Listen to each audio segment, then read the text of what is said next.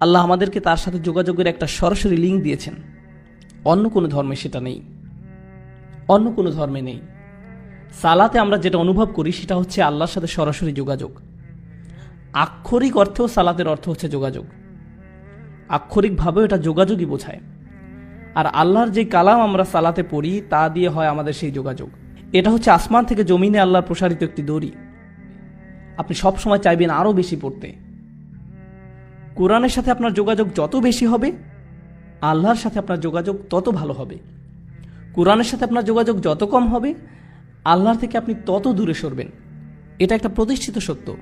আমাদের পুরো জীবনের একটা লক্ষ্য থাকতে হবে যে আমরা যেন এই বইয়ের আরও কাছে যেতে পারি। আর কেউ কখনোই বলতে পারে না যে তার কোরআনের কাছাকাছি, কেউ না। এটা এমন একটি সমুদ্র যা শেষ হবার নয়।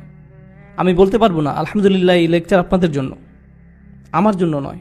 আসলে আগে আমার নিজের জন্যই, তারপরে আপনাদের জন্য বলছি আমি। কারণ আপনি যত গভীরে যাবেন যে আমি তো কিছুই জানি না, আমার আরও দরকার, আরও। এখন আসছে দুয়ার আয়াতটি, সুবহানাল্লাহ। এর প্রত্যেকটি শব্দ, প্রথমে শুরু করি ইদা দিয়ে, ওয়া ইদা সাআলাকা ইবাদি আন্নি, অর্থাৎ ইদা দিয়ে শুরু হয়েছে। ইদা অনুবাদ করা হয় যখন। আরবি এবং ইংলিশ দুইটাতেই একটা পার্থক্য আছে, যখন এবং যদির মাঝে। আমি চাই যে আপনারা যখন এবং যদির পার্থক্যটা বুঝুন। যদি এর আরবি হচ্ছে ইন। আল্লাহ বলেননি যে যদি আমার বান্দা আপনাকে জিজ্ঞেস করে আমার ব্যাপারে, বরং বলেছেন যখন জিজ্ঞেস করে। ধরুন একজন মায়ের কথা যার ছেলে আর্মিতে গেছে এবং সে যুদ্ধও গেছে, অনেক দিন মায়ের সাথে কোনো যোগাযোগ নেই, কোনো কল বা ইমেইল কিছুই না। মায়ের তো অবশ্যই ছেলের কথা মনে পড়বেই। মা কি বলবে, যখন আমার ছেলে আসবে তখন আমি খুশি হব? নাকি বলবে যদি আমার ছেলে আসে আমি খুশি হব? সে বলবে যখন আমার ছেলে আসবে তখন আমি খুশি হব। বলেন যখন। আপনি তখন যদি বলেন না, বলবে না যে যদি ছেলে আসে তাহলে আমি খুশি হব। কারণ সে যদি বলে যে যদি আমার ছেলে আসে তাহলে আমি খুশি হব, এর অর্থ সে এটা মেনেই নিয়েছে যে তার ছেলে মরে যাবে। কিন্তু যদি বলে যখন, তার মানে সে আশা করছে যে সে ফেরত আসবে। যখন আপনি কাউকে হারিয়ে ফেলেন আর আপনি চান যে তারা ফিরে আসুক, আপনার অন্তর এটা মেনেই নিতে পারবে না যে সে আসবে না। আপনি তখন যদি বলেন না, বলেন যখন। আল্লাহ বলছেন যখন আমার দাস তোমাকে জিজ্ঞেস করবে। উনি বলেননি যদি আমার দাস তোমাকে জিজ্ঞেস করে। কেন? কারণ আল্লাহ আশা করছেন যে আমরা এই ব্যাপারে জিজ্ঞেস করব। উনি অপেক্ষা করছেন আমাদের ডাকের জন্য। এটা অনেকটা এমন যে আল্লাহ অপেক্ষা করছেন কখন আমরা চাইব। সুবহানাল্লাহ। যখন, এই একটি শব্দের মাঝে আছে বিশ্বাস, আশা, ভালোবাসা, সব কিছু। আল্লাহ যদি এমনভাবে বলতেন যে আল্লাহ মানুষকে পরোয়াই করেন না, তারা চাক বা না চাক তাতে তার কি। এবার আসি সাআলা শব্দটি নিয়ে। এটা অতীতকাল। ইদা ইয়াসআলুও বলা যেতে পারে, যেটা দিয়ে বর্তমান কাল বোঝায়। ইদা অতীতকাল এবং বর্তমান কাল এই দুই ক্রিয়ার সাথেই ব্যবহার হয়। যখন বর্তমান কালের সাথে ব্যবহার হয় তার মানে বারবার বোঝায়। মানে যদি বোঝানো হতো আমার দাস যখন আমার সম্পর্কে বারবার জিজ্ঞেস করে, তখন হতো ইদা ইয়াসআলুকা। কিন্তু আয়াতে বলা হয়েছে ইদা সাআলাকা। এটা অতীতকালের ক্রিয়া, শুধু কোনো কিছু একবার হয়েছে সেটাই বোঝায়। এর মানে আল্লাহ বোঝাচ্ছেন আমি আমার দাসের জন্য অপেক্ষা করছি, সে যদি একবারও আমার কাছে চায়। আমি অনেকবারের জন্য না, তার একবার ডাকের জন্যই অপেক্ষা করছি। এরপর বলছেন সাআলাকা, তারা আপনাকে, রাসূল সাল্লাল্লাহু আলাইহি সাল্লামকে জিজ্ঞেস করবে। কোনো কোনো সাহাবী বলতেন যে আমি আল্লাহ সম্পর্কে আরও জানতে চাই। তো কাকেই জিজ্ঞাসা করবেন? কাকেই জিজ্ঞাসা করবেন? রাসূল সাল্লাল্লাহু আলাইহি সাল্লামকে। এরপর আল্লাহ বলছেন সাআলাকা ইবাদি, বলেননি যে সাআলাকা হাউলা, সাআলাকাল্লাযীনা আমানু, যারা বিশ্বাস করে তারা জিজ্ঞেস করলে, সাআলাকাল মুমিনুন, মুমিন বান্দারা জিজ্ঞেস করলে, সাআলাকাল মুসলিমুন আসহাবুক। তিনি বলছেন ওয়া ইদা সাআলাকা ইবাদি, আমার দাসেরা, আমার দাসেরা। উনি বলেননি যে ইবাদুনা বা ইবাদাল্লাহ, বলেছেন ইবাদি। শেষের এই ই দিয়ে বোঝায় আমার দাস। আল্লাহ কোরআনে সে, আমরা, আমি এগুলো ব্যবহার করেছেন বিভিন্ন সময়। আমি, কখনো উনি আমি ব্যবহার করেন, কখন উনি আমি ব্যবহার করেন যখন হয় উনি বেশি ভালোবাসা দেখান অথবা বেশি রাগ প্রকাশ করেন। শুধু এই দুই প্রেক্ষাপটে।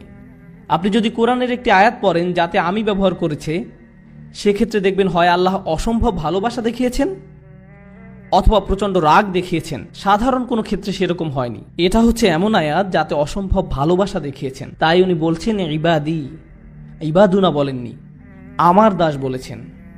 আমরা অনেক সময় আমাদের কাছের কেউ দূরে থাকলেও বলি আমার ভাই, আমার বোন, আমার বাবা, আমার মা। এর মানে এই না যে আপনি ওদের মালিক। এ দিয়ে তাদের প্রতি আপনার ভালোবাসাটার প্রকাশ পায়। যখন আপনি কারোর জন্য ব্যবহার করেন, এক্ষেত্রে তারা হচ্ছে আল্লাহর দাস। এমন হতে পারে এরা হয়তো আল্লাহর ইবাদতই করেনি। এখন তারা কার কাছে জিজ্ঞেস করেছিল? দেখি আপনাদের মনোযোগ কেমন আছে। তারা কি আল্লাহর কাছে সরাসরি জিজ্ঞেস করেছিল নাকি রাসূলুল্লাহ সাল্লাল্লাহু আলাইহি সাল্লামের কাছে জিজ্ঞেস করেছিল? তারা রাসূল সাল্লাল্লাহু আলাইহি সাল্লামের কাছে জিজ্ঞেস করেছিল। এখন আমি অর্থটা আবার বলি, যখন তারা আমার সম্পর্কে জিজ্ঞেস করে তাহলে তাদেরকে বলো আমি নিকটে। আয়াতে কিন্তু বলা হয়নি তাদেরকে বলো, আয়াতে বলেছে ফাইন্নী করিব। যখন তারা আমার সম্পর্কে জিজ্ঞাসা করে তখন আমি একদম কাছে, তখন আমি একদম কাছে। কোন জিনিসটা বলা হয়নি? তাদেরকে বলো ফাকুল্লাহুম ইন্নী করিব। কিন্তু এখানে কোনো ফাকুল্লাহুম নেই। কেন? লোকজন রাসূলুল্লাহ সাল্লাল্লাহু আলাইহি সাল্লামের কাছে জিজ্ঞেস করতে এসেছিল। হয় না আমাদের সময় লোকজন আলেমদের কাছে গিয়ে জিজ্ঞেস করে আল্লাহ কি আমার দোয়া শুনবে? আমার অনেক ভুল হয়, আমার অনেক নামাজ বাদ গেছে, আল্লাহ কি তারপরও আমার দোয়া শুনবে? আল্লাহ কি আমাকে জাহান্নামে নিক্ষেপ করবে? এগুলো মানুষ আলেমদেরকে জিজ্ঞেস করে। আর এই ক্ষেত্রে সাহাবীরা রাসূলুল্লাহ সাল্লাল্লাহু আলাইহি সাল্লামকে জিজ্ঞেস করেছিলেন। আল্লাহ নিজেই সরাসরি উত্তর দিলেন। উনি রাসূলুল্লাহ সাল্লাল্লাহু আলাইহি সাল্লামকে দিয়ে নয়, বরং উনি আপনার সাথে, আমার সাথে সরাসরি কথা বলা শুরু করলেন। আমি এত কাছে যে আমি তোমার সাথে কথা বলছি। আমি এমনকি রাসূল সাল্লাল্লাহু আলাইহি সাল্লামকেও বলছি না যে তোমার সাথে কথা বলতে, আমি সরাসরি তোমার সাথে কথা বলবো। এখানেই কোরআনের সৌন্দর্য। লোকজন রাসূলুল্লাহ সাল্লাল্লাহু আলাইহি সাল্লামের কাছে জিজ্ঞাসা করতে আসলো, আর আল্লাহ বলেননি যে আপনি ওদেরকে গিয়ে বলুন, বরং উনি ঠিক করলেন যে উনি নিজেই বলবেন আমি খুব কাছে। তুমি আমাকে বিশ্বাস করো না কেন? আমি বললাম তুমি বিশ্বাস করো না? বললাম ইন্নি শব্দটার কারণে। ইন্নি মানে বাংলায় অবশ্যই, কোনো কিছু নিঃসন্দেহে বোঝাতে ইন্নি শব্দ ব্যবহার হয়। তাই কেউ যদি কোনো ব্যাপারে সন্দেহ পোষণ করে তখন ইন্না ব্যবহার করা হয়। এখানে আল্লাহ বলছেন কখনোই আমি কাছে নেই, এই সন্দেহও করো না। কেন তুমি সন্দেহ করছো যে আমি কাছে নেই? কেন তুমি ভাবছো যে আমি তোমার থেকে দূরে সরে যাব? তুমি আমার থেকে দূরে সরে গেছো, আমি না, তুমি সরেছো। তুমি আমার অবাধ্য হয়েছো, তুমি আমাকে ভালোবাসা বন্ধ করেছো। আমি কখনো তোমাকে ভালোবাসা বন্ধ করিনি। তুমি দূরে সরেছো, আমি সবসময় কাছে ছিলাম। আবার কারিব শব্দটাও, কারিব হচ্ছে ইসমে সিফা, যার অর্থ আমি সব সময় আছি। পুরো বাক্যটা দ্বারা অবশ্যই আমি সব সময় আছি, কাছেই। আমার দাস এটা জানুক। আরেকটা ব্যাপার হচ্ছে আল্লাহর কতগুলো নাম আছে? অন্তত 99টা। কত সুন্দর সুন্দর নাম আল্লাহর। তাই যখন মানুষ জিজ্ঞেস করলো আল্লাহ সম্পর্কে, তখন তাদেরকে আল্লাহর কোন নামটা বলা সবচেয়ে বেশি জরুরি? ওনার কোন গুণটা? যে উনি একদম কাছেই। কেন? কারণ যখন উনি কাছে আছেন আমাদের জন্য ওনার সাথে কথা বলা সহজ হয়। কেউ যখন দূরে থাকে তখন আমরা তার সাথে কথা বলি না, আর কেউ যখন কাছে থাকে আপনি তার সাথে কথা বলতে পারেন। যখন কেউ কাছে থাকে আপনি তাকে সম্মান করেন। বোঝা গেল? আচ্ছা, এখানের কয়জন বাচ্চা স্কুলে আছে? 4 জন। বাকিরা কি করে? আচ্ছা যাই হোক, যদি আপনি স্কুলে থাকেন আর টিচার ক্লাসরুমের বাইরে দিয়ে হেঁটে যায়, তখন কি আপনার আচরণে কোনো পরিবর্তন আসে নাকি আসে না? মিথ্যা বলবেন না, আপনি এখন মসজিদে আছেন। বাইরে গিয়ে মিথ্যা বলবেন না। না, আমি জাস্ট মজা করলাম। যখন টিচার আপনার কাছে থাকে আপনার ব্যবহার একরকম হয়। ধরুন আপনি একটা পরীক্ষা দিচ্ছেন, টিচার হেঁটে বেড়াচ্ছে, আপনি কি আপনার পরীক্ষার খাতা একটু ঢেকে ফেলেন না?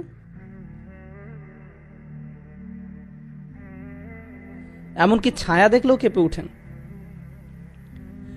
বিশেষত উনি যদি আপনার টেবিলে হাত রাখে আর আপনার খাতার দিকে তাকিয়ে একটু মালাকুল মাউত। আমি আমার স্টুডেন্টদের সাথে এরকম করি, কারণ আমি তাদেরকে মানসিকভাবে টর্চার করতে পছন্দ করি। এটাই টিচিং এর সবচেয়ে বড় মজা। আপনি তাদেরকে নিয়ে খেলতে পারেন। আল্লাহ বলছেন যদি আমার দাস আমার সম্পর্কে জানতে চায় তাহলে বলুন আমি একদমই কাছে আছি। কেউ যখন কাছে থাকে, আপনি যখন আশেপাশে পুলিশ অফিসার দেখেন আপনি অন্যরকম আচরণ করেন। আপনি যখন দেখেন আপনার বস পাশে আছে, যখন জানেন টিচার কাছে আছে, আপনি ভিন্ন আচরণ করেন। যখন আপনি দেখেন আপনার মা পাশে আছে, বন্ধুদের সাথে ভিন্নভাবে কথা বলেন। যখন সে অন্য রুমে যায় তখন হয়তো আপনি আপনার বন্ধুর মুখে ঘুষি মেরে দেন, এই ধরনের কিছু করেন। যখন আপনি অনুধাবন করবেন যে আল্লাহ নিকটে, তখন আপনি সব সময়ের জন্য একদম ভিন্ন মানুষ হয়ে যাবেন, কারণ উনি সব সময় কাছে। এখন উনি যদি সবচেয়ে কাছেই হন, এরপর উনি কি বলছেন? উজিবু, উজিবু। আরবিতে আজাবা মানে উত্তর দেওয়া। এছাড়াও আরেকটা শব্দ আছে ইস্তেজাবা। কোরআনের অন্য এক জায়গায় আল্লাহ বলছেন ফাস্তাজাবা লাহুম রব্বুহুম। তিনি আজাবা লাহুম বলেননি, তিনি বলেছেন ফাস্তাজাবা লাহুম। তাদের প্রভু তাদের ডাকে সাড়া দেন। দেখা যাচ্ছে দুইটা শব্দ আছে আরবিতে, আজাবা আর ইস্তেজাবা। আজাবা আর ইস্তেজাবা। আজাবা দিয়ে বোঝায় যেটা সাথে সাথে হবে। যখন আপনি কোনো দেরি করা ছাড়াই কাউকে জবাব দেন সেটাকে বলা হয় ইজাবা। আর যখন আপনি সময় নিয়ে জবাব দেন সেটাকে বলা হয় ইস্তেজাবা। আল্লাহ বলছেন উজিবু, এর মানে উনি কিভাবে দোয়ার উত্তর দেন? সাথে সাথে, কারণ উনি সবসময় কাছে। কেউ কেউ দোয়া করে আর বলে কখন আল্লাহ জবাব দিবেন, কখন আল্লাহ সাহায্য আসবে, আমি অসুস্থ, কখন আল্লাহ আমাকে সুস্থ করবেন, আমি চাকরি পাচ্ছি না, কখন আল্লাহ চাকরি দিবেন, আমার বিয়ে হচ্ছে না, কখন আল্লাহ আমার বিয়ে দিবেন, আমার মা একের পর এক বিয়ের প্রস্তাব নাকচ করছেন, কখন আল্লাহ তার অন্তরটা পরিবর্তন করবেন, এর নাক লম্বা, তার চোখ বেশি ছড়ানো, এ জানে না কিভাবে ঠিকমতো চা বানাতে হয়, এসব করে আমার বিয়ে হচ্ছে না, আমার মা সব নষ্ট করে দিচ্ছে, ইয়া আল্লাহ কেন আমার মা এরকম। আর আল্লাহ কি বলছেন? তিনি কখন সেটার জবাব দিবেন? সাথে সাথে। ও আরেকটা কথা, এগুলো সব রমজানের আয়াত, তাই না? তাই আপনি যদি সত্যি সত্যি চান আল্লাহ সাথে সাথে আপনার দোয়ার জবাব দিবেন রমজানে, আর আপনি যদি চান যে আল্লাহ আপনার কাছে আসবেন, তাহলে আগে নিজে আল্লাহর কাছাকাছি হন, বেশি বেশি কোরআন পড়ুন, আর তারপর দোয়া করুন। কোরআন পড়ুন আর দোয়া করুন। রমজানে আপনার এরকমটাই করা উচিত। যখন আপনি বেশি বেশি দোয়া করা শুরু করবেন, তখন রমজান মাসটা উপভোগ করা শুরু করবেন। রমজানের আনন্দটাই হচ্ছে দোয়ার মাঝে। অর্থাৎ উনি বলছেন উজিবু, আমি জবাব। তারপর উনি বলছেন দাওয়াতা দাই। কি শক্তিশালী শব্দ চয়ন। পূর্বে বলেছিলাম কোরআন মজিদে আমি কখন ব্যবহার করা হয়, মনে আছে? অনেক বেশি ভালোবাসা এবং অনেক বেশি রাগ প্রকাশ করার সময়। এখানে কোনটা? অনেক বেশি ভালোবাসা। এখন কার দেওয়ার জবাব দেওয়া হয়? আপনি ভাবতে পারেন যে অনেক বেশি দোয়া করে তার। আমি বছরে একবার দুইবার দোয়া করি। যখন আপনার পরীক্ষা থাকে তখন দোয়া করেন ইয়া আল্লাহ আমার পরীক্ষা, আমিন। এখন কার দোয়ার জবাব দেওয়া হয়? অথবা গাড়ি চালানোর সময় লাল বাতি অতিক্রম করে গেলেন আর বিশাল জরিমানা দিতে যাচ্ছেন, তখন দোয়া করেন এই বলে ইয়া আল্লাহ ক্যামেরা এবং লাইসেন্স প্লেটের মাঝে কভার সৃষ্টি করে দাও, আমি যেন অথরিটি থেকে কোনো মেসেজ না পাই, ইয়া আল্লাহ। তখন আপনার আল্লাহকে স্মরণ হয়। কেউ যদি অনেকবার দোয়া করে তাহলে দোয়া শব্দটি ব্যবহার হয়, কিন্তু কেউ যদি শুধু একবার দোয়া করে সেটা প্রকাশ করতে ব্যবহার করা হয় দাওয়াতুন। দাওয়াত শব্দটি শেষে তা মারবুতা নির্দেশ করে যে এটা একমাত্র একবার ঘটে। যেমন দরাবায়ের অর্থ হলো প্রহার করা, কিন্তু দরাবাত মানে একবার প্রহার করা। আকালা মানে খাবার, কিন্তু আকালা অর্থ একবারের খাবার। তা মারবুতা এটাকে একবারের জন্য বানিয়ে দেয়। আল্লাহ বলছেন দাওয়াত দাই, প্রার্থনাকারীর একবারের প্রার্থনাতেও আমি সাড়া। লোকটি মাত্র একবারই দোয়া করলো, আল্লাহ বললেন না যে সারা বছর কোথায় ছিলে, তুমি জীবনে কখনো সালাত করনি, মাত্র একবার দোয়া করলে ফাইন্নী করিব, ভুলে যাও যে তোমার ডাকে সাড়া দিব। আপনি যদি কোনো অফিসের কর্মচারী হন আর বছরে মাত্র একবার অফিসের নিজের চেহারা দেখালেন, আপনার চাকরি থাকবে না। তারা বলবে কি আপনি? আমি এখানে চাকরি করি। কখন? আমি গত বছর চাকরি পেয়েছি।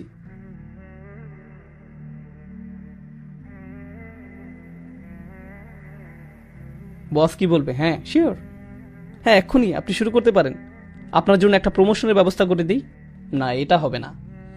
দাওয়াত শব্দের মাধ্যমে আল্লাহ বলছেন যে জীবনে একবার দোয়া করা ব্যক্তির জন্য তিনি সাড়া দিবেন। নিজেকে এটা বলে বোঝাবেন না যে আমার তো দাড়ি নেই, নিজেকে এটা বলে বোঝাবেন না যে আমার তো দাড়ি নেই, আল্লাহ আমার ডাকে সাড়া দিবেন না। কেবল গোফ রয়েছে, আল্লাহ আমার দোয়া কবুল করবেন না। রমজানে মুভি দেখতে পারবো না, তাই আগে থেকে 3টা মুভি দেখে ফেলেছি, এখন আমি দোয়া করব, আল্লাহ তারপরও সাড়া দিবেন আপনার ডাকে। এটা শুনে আবার কেউ মুভি দেখতে যাবেন না। কখনো মনে করবেন না যে আল্লাহ আপনার দোয়ায় সাড়া দিবেন না। এবার আপনি বলতে পারেন আচ্ছা লোকটি একটি দোয়াই করেছে, কিন্তু হতে পারে যে সে একজন খুব ভালো মানুষ, হতে পারে যে সে একজন সালেহ, একজন মুমিন হতে পারে, তার অনেক তাকওয়া আছে, কিংবা তার ইলম বেশি। এও হতে পারে যে সে তওবা করেছে। উজিবুদ দাওয়াতাদ দাঈ, আমি তার আহ্বানে সাড়া দেই যে তওবা করে। আল্লাহ তা বলেননি, তিনি বলেছেন আমি সেই মানুষটিকে সাড়া দেই, দাওয়া তার একটি দোয়াতেই সাড়া দেই, আর দা যে ডেকেছে। এই মানুষটির উদাহরণ কিরূপ? সে কি করেছে? সে ডেকেছে। অন্য কথায় আল্লাহ কি তার কাছ থেকে অন্য কোনো গুণ আশা করেছেন? তিনি কি বলেছেন দাওয়াতুল মুসাল্লি, দাওয়াতুল মুত্তাকি, দাওয়াতুল মুমিন? না, তিনি বলেননি যে আপনার তাকওয়া থাকতে হবে, আপনার ঈমান থাকতে হবে, বলেননি আপনার ইলম থাকতে হবে। এই দোয়ায় বলেননি। কেন? কারণ আল্লাহ এখানে সেই সব মানুষের সাথে কথা বলছেন যারা আল্লাহ থেকে বহু দূরে চলে গেছে, এবং তিনি প্রথমেই তাদের বলছেন যে দেখো আমি কাছেই আছি। এরপর তিনি তাদের বলেন দেখো আমি জানি এই একটি দোয়া ছাড়া তোমাদের কাছে এই মুহূর্তে আর কিছুই নেই। ঠিক আছে, দাও আমাকে এই একটি দোয়াই দাও। যদিও তুমি একজন দাঈ, শুধুই একজন আহ্বানকারী, তোমার জন্য আমার কাছে আর কোনো বিবরণ নেই। আমি তোমাকে এখনো পর্যন্ত একজন সালেহ ডাকতে পারি না, মুসলিম ডাকতে পারি না, মুমিন ডাকতে পারি না, আমি তোমাকে কিছুই ডাকতে পারি না। আমি শুধু তোমাকে ডেকেছি একজন দাঈ হিসাবে, একজন আহ্বানকারী। সুবহানাল্লাহ, সেটি কোনো যোগ্যতাই নয়। আরো আগানোর আগে বলে রাখি, আমি বলেছিলাম কখনো একজন বসের 500 জন কর্মচারী থাকে, সে কি তাদের সকলের নাম জানে?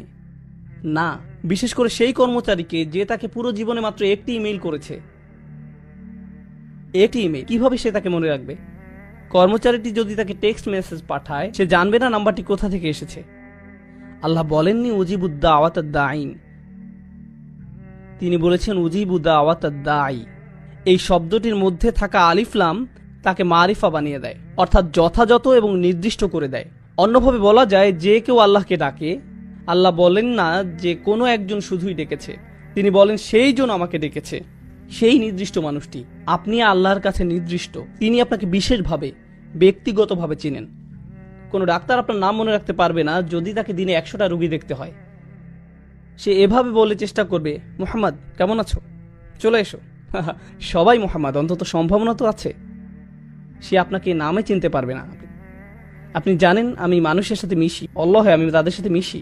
তখন আমি বোলটা মরেছিলাম, একজন বয়স্ক ব্যক্তি আমার কাছে এলেন, বললেন বেটা কেমন আছো? আমার মনে পড়ে তুমি খুব ছোট ছিলে, তখন মসজিদের ভিতর ছোটাছুটি করতে। আমি তখন মনে মনে ভাবছি, হায় আমি তো টেক্সাসে থেকে, কিন্তু মুখে বললাম জি আমার মনে আছে। আমি কথা চালিয়ে গেলাম। আল্লাহ আজ্জা ওয়া জাল্লা নির্দিষ্ট রূপ পর্যন্ত চিনেন। আপনি হয়তো বলবেন কোম্পানির সিইও কিভাবে আমার নাম জানবে? আমি তো শুধুই একজন নিরাপত্তা কর্মী, তার অবস্থান কত উঁচুতে আর আমি কত নিচু পর্যায়ে। কিভাবে একজন প্রেসিডেন্ট তার দেশের একজন অধিবাসীকে চিনবে? কিভাবে এটি সম্ভব? আপনারা সবাই যদি আমার কাছে এসে নিজেদের নাম বলেন, আমার কি মনে থাকবে? আমি জানি না, সত্যি আমি জানি না। কারো কাছে যদি আমার ফোন নাম্বার থাকে, প্লিজ কেউ ফোন নাম্বার নেবেন না, কিন্তু যদি থেকে থাকে, যদি আমাকে একটা SMS পাঠান আর আমার কাছে নাম্বারটি সেভ করা নেই, আমি কি জানবো এটা কে পাঠিয়েছে? আমি জানবো না কে পাঠিয়েছে। যখন আপনি আল্লাহকে ডাকেন, আল্লাহ বিশেষভাবে আপনাকে জানেন এবং তিনি তৎক্ষণাৎ আপনাকে সাড়া দিতে চান। তিনি আপনার সাথে তখনই নতুন সম্পর্ক শুরু করতে চান। গতকাল যা হয়েছে তা হয়ে গেছে, আজ থেকে শুরু করুন। আপনি আজই মুসলিম হয়ে উঠুন, আজ থেকেই আল্লাহকে ডাকতে থাকুন। উজিবু দাওয়াতাদ দাঈ। এবার যে প্রশ্নটি আপনাদের আগে করেছিলাম, যে সমস্যাটি আপনাদের দিয়েছিলাম, সেটা ছিল যে ধরুন আপনি একজন গুরুত্বপূর্ণ মানুষের সাথে দেখা করতে চান, সেটি কার শিডিউল হবে, আপনার নাকি গুরুত্বপূর্ণ ব্যক্তির? গুরুত্বপূর্ণ ব্যক্তিটির শিক্ষামন্ত্রীর সাথে দেখা করতে চাইলে আপনি তার মন্ত্রণালয়ে হেঁটে গিয়ে তাকে বলবেন না যে হেই চলুন আপনার সাথে আমার 1 মিনিট কথা আছে। আমি ডিসিতে গিয়ে বলবো না যে ওবামার সাথে আমার পিৎজার স্লাইস খাওয়া প্রয়োজন। আপনি এমনি এমনি প্রেসিডেন্টের কাছে যেতে পারবেন না। আপনি যদি একজন কর্মচারী হন, যেমন কেউ যদি আগে মাইক্রোসফটে কাজ করতো যখন বিল গেটস ছিল, আপনি বলবেন হেই বিল আমার সাথে পিৎজা খাবে? আপনি সেটা করবেন না, আপনার জন্য তার সময় নেই। আল্লাহকে ডাকার ভালো সময় কোনটি? মানুষ বলে কোন সময়টি আল্লাহর কাছে দোয়া করার জন্য উত্তম, মানুষ তাই বলে। আর অবশ্যই আমরা রমজান নিয়ে কথা বলছি। তিনি কি বলেন এই ব্যাপারে? তিনি বলেন উজিবু দাওয়াতা দাঈ ইজা, যে কোনো সময়, যে কোনো সময়, দানি যখনই সে ডেকেছে, যখনই তুমি আমাকে ডাকবে তখনই আমি তোমাকে সাড়া দিব। সকালে ডাকো আমি সাড়া দিব, বিকেলে ডাকো আমি সাড়া দিব, ঘুমোতে যাওয়ার আগে ডাকো আমি সাড়া দিব। সুবহানাল্লাহ, এটি সম্পূর্ণ আয়াত নয়, এটি আয়াতের প্রথম অংশ। আমি তোমাকে সাড়া দিব যখনই তুমি আমাকে ডাকবে, এটি আল্লাহর আহ্বান। এটা কিভাবে হয় যে আমরা এই আহ্বানকে উপেক্ষা করে যাই? কিভাবে একজন মানুষ আল্লাহর বাণী শুনে দোয়া না করে থাকতে পারে? আমি বুঝতে পারি না। তারপর তিনি বলেন, এতক্ষণে আমি তোমাকে আহ্বান করলাম, আমার আহ্বান হলো আমি তোমার কাছেই আছি, আমি যে কোনো সময় তোমার ডাক শুনতে প্রস্তুত। যদিও তুমি একবার দোয়া করো, তারপরও আমি তোমার কথা শুনবো। দোয়া ছাড়া তোমার আর কোনো ইসলামিক গুণ না থাকলেও আমি তা শুনব। তবে তোমার কি করা উচিত? আল্লাহ আপনার জন্য এত সব করছেন, আপনি তার জন্য কি করবেন? তিনি বলেন, ফালিয়াস্তাজিবু লি। আগে দুইটা শব্দের কথা বলেছিলাম, আজাবা আর ইস্তেজাবা। ইস্তেজাবা মানে হলো উত্তর দেওয়ার চেষ্টা করা। কেউ আমাকে বললো, ভাই আপনার সাথে লাঞ্চ করতে চাই, আমি বলবো আমি সময় বের করতে চেষ্টা করব। আমি জানি না আমি এটা পারবো কিনা। চেষ্টা করার মানে আপনি সফল হতেও পারেন, আবার ব্যর্থও হতে পারেন।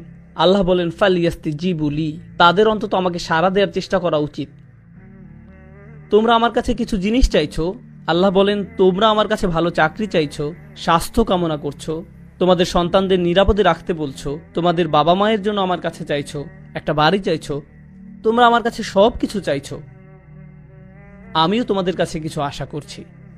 আমার চাওয়া বিষয়গুলোর ব্যাপারে তোমরা কি করবে? ফালিয়াস্তাজিবু লি, তাদের উচিত আমার ডাকে সাড়া দেয়া, তাদের উচিত আমাকে সাড়া দেয়া। এখন ব্যাপারটি হলো ফাতিহায়, সূরাতুল ফাতিহা, আমরা আল্লাহর কাছে কি চাই কেউ জানেন? আমরা চাই পথ প্রদর্শন, কিন্তু আল্লাহ আমাদের কাছে কি চান? ইবাদাহ। ইয়াকা নাবুদু ওয়া ইয়াকা নাস্তাইন। নাস্তাইন মানে আমরা সাহায্য চাই, কিন্তু আল্লাহর কাছে কিছু চাইবার আগে আমরা তার জন্য কি করব। আমরা তার জন্য কি করব? ইয়াকা নাবুদু, তিনি আমাদের জন্য কি করবেন? ইস্তিআনা, তিনি আমাদের সাহায্য করবেন। তাহলে আপনি আল্লাহর জন্য কি করবেন সেটা প্রথমে আসা উচিত, আর দ্বিতীয়ত আসবে আপনি নিজের জন্য যা চান। কিন্তু রমজানের এই আয়াতগুলোতে তিনি বলেন, আমি তোমাকে সাড়া দিব যখনই তুমি আমাকে ডাকবে। এরপরে তিনি বলেন, তোমার উচিত আমাকে সাড়া দেয়া। তিনি বলেননি আমাকে সাড়া দিলে পরে আমি তোমাকে সাড়া দিব। সুবহানাল্লাহ। এমনকি তিনি নিজেকে দ্বিতীয় পজিশনে রেখেছেন, এবং এই আয়াতে প্রথমে রেখেছেন আপনাকে আর আমাকে, তিনি নিজেকে রেখেছেন দ্বিতীয় পজিশনে। ফালিয়াস্তাজিবু লি, তাদের উচিত আমার প্রতি সাড়া দেয়া, খাঁটে ঈমান আনা, আমাকে প্রকৃত রূপে বিশ্বাস করা তাদের উচিত। লাআল্লাহুম ইয়ারশুদুন, যাতে তারা সরল পথে পরিচালিত হতে পারে, তারা যেন নিজেদের বদলে নিতে পারে। সুবহানাল্লাহ। রমজানের এই কিছু আয়াত আপনাকে পরিবর্তন করে দিতে পারে, রমজান সম্পর্কে আপনার দৃষ্টিভঙ্গি সম্পূর্ণ বদলে দিতে পারে। আমরা যদি এই কয়েকটি আয়াতই শুধু অনুধাবন করি, এদের প্রতিফলন ঘটাই, তবে কোরআনের সাথে, দোয়ার সাথে, আল্লাহর সাথে আপনার যে সম্পর্ক তৈরি হবে তা রমজানের পরবর্তীকালীন সময়ের জন্যও সম্পন্ন হয়ে যাবে। এই সকল জিনিস আপনার অন্তরে গেঁথে দিতে হবে। আমরা প্রথমে যা নিয়ে কথা বলবো সেটা হলো আমেরিকান ড্রিম, জীবন, স্বাধীনতা আর সুখের সন্ধান। ভালো কথা, আমি শুরু করব সুখের সন্ধান দিয়ে। আমি যেটা বলতে চাচ্ছি তা হলো, এটা যদিও চমৎকার একটা উপমা, আর এই জাতির প্রতিষ্ঠাতাদের মনে অবশ্যই ভালো উদ্দেশ্য ছিল, কিন্তু আমি আসলে খুবই অবাক হয়েছি, কারণ কোরআনে সুখের সন্ধান নিয়ে কিছুই বলা হয়নি। কোরআনে সুখের সন্ধান নিয়ে কিছুই বলা হয়নি। খুবই তাজ্জব ব্যাপার। আমি 15 বছর ধরে এটা বুঝতে চেষ্টা করেছি যে কোরআনে কোথায় এই সুখের সন্ধানের কথা বলা হয়েছে। আল্লাহ এই ব্যাপারে কথা বলেননি, কিছুই বলেননি। আর এটা আমাকে ভাবায় যে আধুনিক সভ্যতার জন্য এত গুরুত্বপূর্ণ একটা ব্যাপার, মানুষ সুখী হতে চায়, কিন্তু আল্লাহ এই ব্যাপারে কিছুই বলেননি। কোরআনে এটা বলা নেই কিভাবে সুখের সন্ধান পেতে হবে। আর এটা খুবই আকর্ষণীয় ব্যাপার যে কোরআনের সবচেয়ে বড় যে অনুভূতির কথা বলা হয়েছে তা হলো সন্তুষ্টি। সন্তুষ্ট থাকা, এটাই সব থেকে বড় লক্ষ্য, সুখ নয়। কিন্তু এই দুইটি কিন্তু আলাদা জিনিস। সুখে থাকা আর শান্তিতে থাকা দুটো আলাদা বিষয়। এখন আমি আপনাদেরকে সাইকোলজির ব্যাপারে কিছু বলবো, খুবই আকর্ষণীয় কিছু বিষয়, আর এই তথ্যগুলো আমাদেরকে কোরআনের বাণী বুঝতে আরো বেশি সহায়তা করবে। আর আমার আলোচনার পুরোটাই নিয়ে, আর এই বাণীটি আছে সূরা নজমের মধ্যে, ওয়া আল্লাইসা লিল ইনসানি ইল্লা মা সাআ, এবং মানুষ তাই পায় যা সে করে। এখন আপনারা আমার সাথে থাকার চেষ্টা করুন। সর্বপ্রথম আর সবচেয়ে ছোট যা মানুষ সন্ধান করে, বিশেষ করে তরুণ প্রজন্ম যা চায়, আমি জানি শ্রোতাদের মধ্যে মনে মনে তরুণ লোক আছেন, কিন্তু আমি এখানে যারা বয়সে তরুণ তাদের বলছি, আমি চাই আপনারা এটা বুঝতে পারুন যে সবচেয়ে তুচ্ছ কিছু যখন জীবনে সন্ধান করা হয়, তখনই আসলে সুখের সন্ধান করা হয়। এটা আসলেই সব থেকে তুচ্ছ। আমি বলছি কেন আমার এই ধারণা। যেমন শনিবারে ঘুম থেকে উঠে বাড়ির কাজ করতে ইচ্ছা করে না, তাই 12টা পর্যন্ত ঘুম দিয়ে ওঠেন আপনি। আপনার তখন কি অনুভূতি হয়? আপনি তখন সুখী। সুখী হওয়া আসলে কষ্টের কিছু না। কোনো কোনো ছেলে সারা রাত ভিডিও গেমস খেললো, তার মাথা ব্যথা করে, কিন্তু যেহেতু সে গেম শেষ করতে পেরেছে তাই সে সুখী।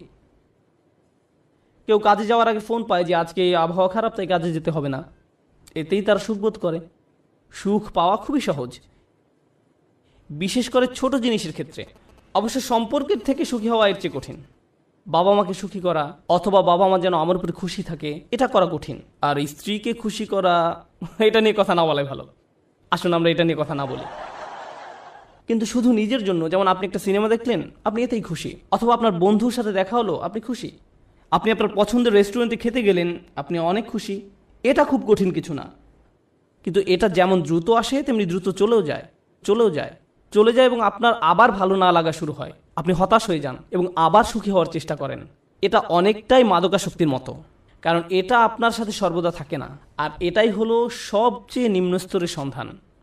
তাই মানুষ যখন বলে আমি শুধু সুখী হতে চাই, আমি আসলে জানি না সে কি বোঝাতে চাচ্ছে। কারণ কোনো মানুষই সবসময় সুখী নয়। আল্লাহ আমাদেরকে অনেক অনেক অনুভূতি দিয়েছেন এই জীবন অভিজ্ঞতা অর্জনের জন্য, এবং এর সবগুলোই সুস্থ জীবনের অংশ। সুখ হলো এদের একটি মাত্র। যদি আপনার আকাঙ্ক্ষা শুধু সুখী হওয়া হয়, তাহলে আমাকে বলতেই হচ্ছে যে আপনি হতাশ হবেন। সুখ কখনোই ঘটবে না, আপনি কখনোই চিরসুখী হতে পারবেন না। এটা আসলে এভাবে কাজ করে না। আমি বলছি না যে আপনাকে হতাশ হতে হবে। আমি যা বলতে চাচ্ছি তা হলো সংগ্রামও জীবনের একটি অংশ। যখন আপনি বার্ষিক পরীক্ষার জন্য প্রস্তুত হচ্ছেন, আপনি কিন্তু সুখী নন। বা 3 ঘন্টার পরীক্ষার মাঝে আপনি সুখী নন। যারা ব্যায়াম করেন তারা তাতে সুখ পান না। হ্যাঁ, ফলাফল দেখে তারা অবশ্যই সুখী হন, কিন্তু ঘাম ঝরানো পরিশ্রম করার সময় নিশ্চয়ই তারা সুখী নন। নিজের চেহারা দেখলেই বুঝতে পারবেন, ঠিক যেন সিলভেস্টার স্ট্যালোনের মতো। যাই হোক, তাহলে সবচেয়ে নিম্ন স্তরের আকাঙ্ক্ষা কি? সুখ। আসুন এবার পরের ধাপ দেখি। পরের ধাপ মানে এটা অর্জন করতে আরও চেষ্টা করতে হয়। আর আমার বর্ণনা হয়, আমি যতই উপরের ধাপে যাব সেটা অর্জনের জন্য ততই কষ্ট করতে হবে। তো এর পরের ধাপ হলো কুল দেখানোর আকাঙ্ক্ষা। এটা সুখের আকাঙ্ক্ষা নয়, আকাঙ্ক্ষা হলো কুল হওয়ার। কুল হওয়া মানে হলো কেউ আমাকে নিয়ে ঠাট্টা করবে না, আমি বাকি সবার মতোই হব।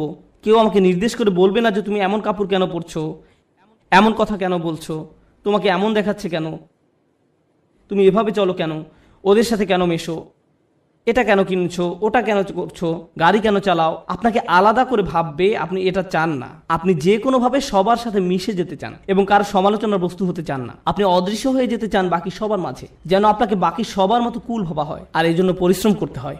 উদাহরণ হিসাবে বলা যায়, আপনারা যারা হাই স্কুলে পড়ছেন, আপনি স্কুলে কি পোশাক পরে যাচ্ছেন সেটা আসলেই একটা বড় ব্যাপার।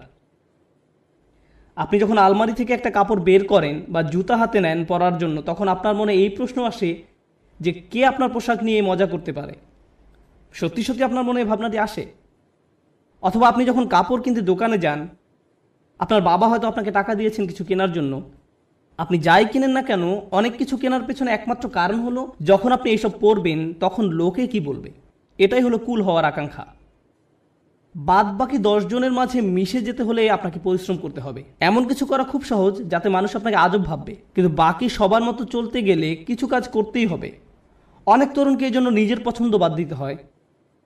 তাদের এমন অভিনয় করতে হয় যা আসলে তারা নয়।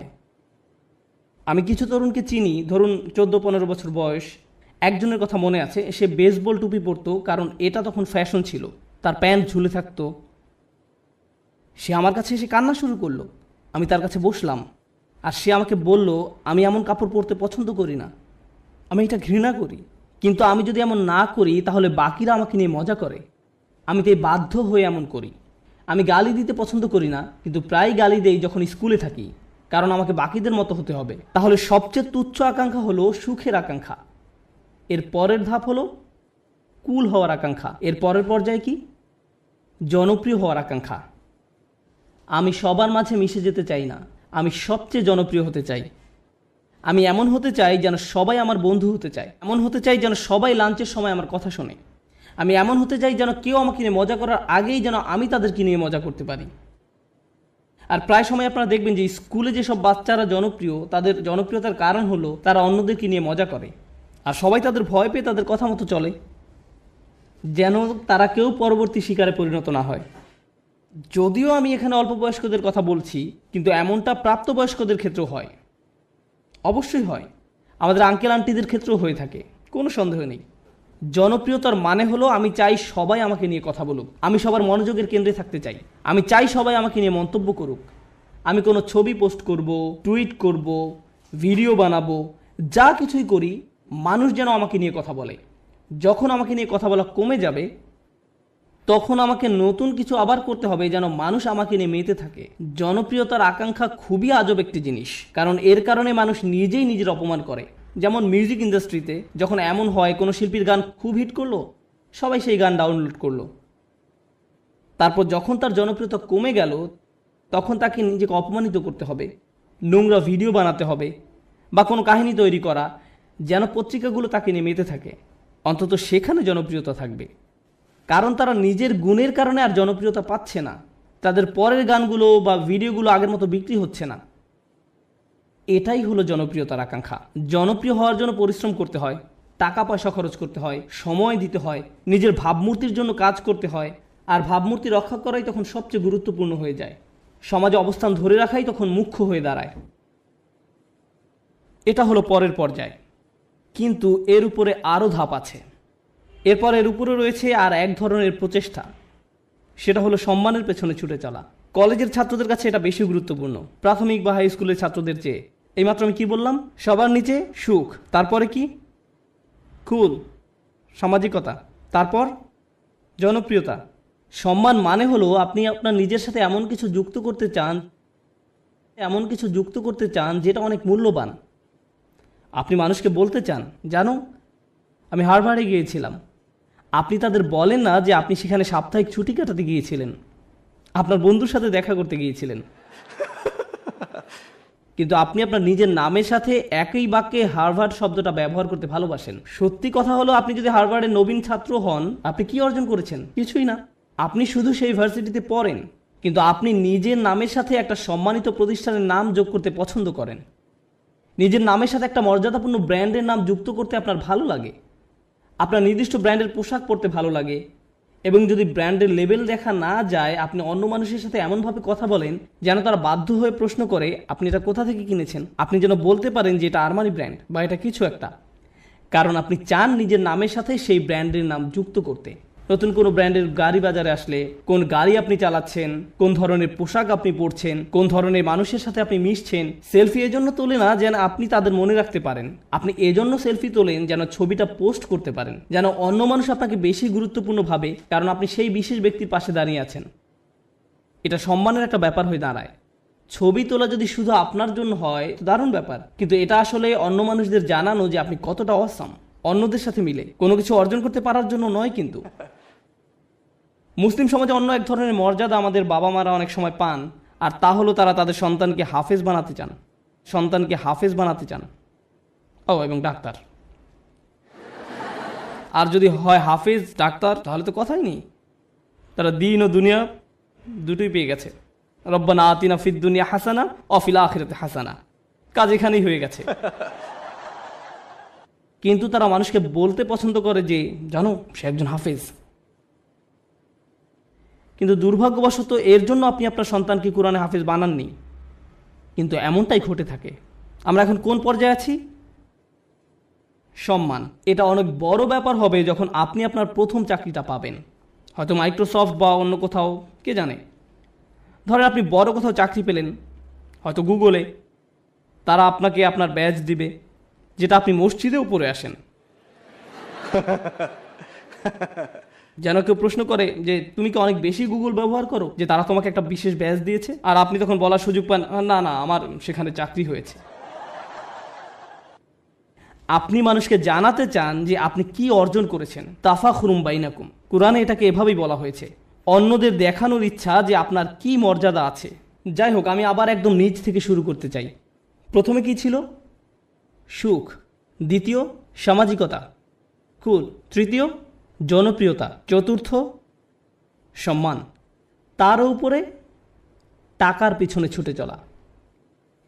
কিছু মানুষ আছে যারা সুখকে পাত্তা দেয় না, তারা সামাজিকতার কথা ভাবে না, তারা জনপ্রিয়তা চায় না, এমনকি সম্মানও নয়। একটা জিনিসকেই তারা গুরুত্ব দেয়, আর সেটা হলো টাকা। তারা জানে কিভাবে অনেক টাকা উপার্জন করতে হয়। এই মানুষগুলো ময়লা জামা, পুরনো ছেঁড়া জিন্স পরে থাকে, 88 মাজদা মিয়াটা গাড়ি চালায়, কিন্তু এই সব নিয়ে তাদের কোনো ভ্রুক্ষেপ নেই, কারণ তারা মাসে $10 মিলিয়ন উপার্জন করে। আমার এমন মানুষের সাথে দেখা হয়েছে যারা বছরে শত শত মিলিয়ন ডলার উপার্জন করে, এবং আপনি বুঝবেনই না সেটা, কারণ তার চুল উস্কো খুস্কো, তার মধ্যে এক অন্যরকম ভাব আছে যে সে ব্যস্ত, বা ব্যস্ততার জন্য নাও হতে পারে, কারণ সে এগুলো পাত্তাই দেয় না। সে শুধু জানে কিভাবে ব্যবসা করতে হয়, ব্যবসায় সে একটা বিস্ময়, আর সেটা নিয়েই সে শুধু চিন্তা করে। সে খালি এটাই চিন্তা করে যে বিক্রয় কিভাবে বাড়ানো যায়, কিভাবে ব্যবসার আরো সম্প্রসারণ হবে, কিভাবে আমি নতুন ওয়্যার হাউস খুলবো। সুবহানাল্লাহ, তারা অবিশ্বাস্য ধরনের মানুষ। যাই হোক, ময়ের উপরে উঠলে কি আরো কঠোর পরিশ্রম করতে হয়। সুখী হতে কোনো পরিশ্রম করতে হয় না, সবার মতো হতে কিছু পরিশ্রম করতে হয়, জনপ্রিয় হতে আরো কিছু কাজ করতে হয়, সম্মান বা সম্মানিত কিছুর সাথে জড়িত হওয়ার জন্য আরো শ্রম দিতে হয়, অনেক টাকা কামাতে হলে অনেক শ্রম দিতে হয়। এক অবিশ্বাস্য রকমের কর্মস্পৃহা লাগে, তারা কোনো বিরতি নেয় না। এর উপরে উঁচু স্তর আছে। যাই হোক, আমি যখন বলছিলাম কিছু একটা করতে বেশি শ্রম দিতে হয়, যখনই আমি কোনো উঁচু লেভেলের কথা বলি, আপনাকে সেখানে যেতে বেশি কষ্ট সহ্য করতে হবে, আপনাকে যন্ত্রণা সহ্য করতে হবে সেখানে পৌঁছাতে। সুতরাং আমরা এখন টাকার উপরে লেভেলে আছি, আর টাকার উপরে সেই মানুষটা শুধু 1 নম্বর হতে চায়। তারা যে কোনো কাজে চরম উৎকর্ষতা অর্জন করতে চায়, তারা অন্যদের ছাড়িয়ে যেতে চায়। আমি শুধু আমার কোম্পানির প্রোগ্রামার হতে চাই না, আমি এই কোম্পানির শীর্ষস্থানীয় প্রোগ্রামার হতে চাই। আমি শুধু এই ক্লাসের ছাত্রই হতে চাই না, আমি 1 নম্বর হতে চাই। আমি শুধু এসএটি পরীক্ষায় বেশি নম্বর পেতে চাই না, আমি সর্বোচ্চ নম্বর পেতে চাই। আমি শুধু বাস্কেটবল খেলোয়াড় হতে চাই না, আমি NBA তে যেতে চাই, আর আমি MVP হতে চাই। কখনোই খুশি হতে পারে না। তারা শুধু নিজেদেরকে আরো কঠোর পরিশ্রম প্রচেষ্টা চালাতেই থাকে, তারপরেও তারা নিজেদেরকে নিয়ে সন্তুষ্ট হতে পারে না।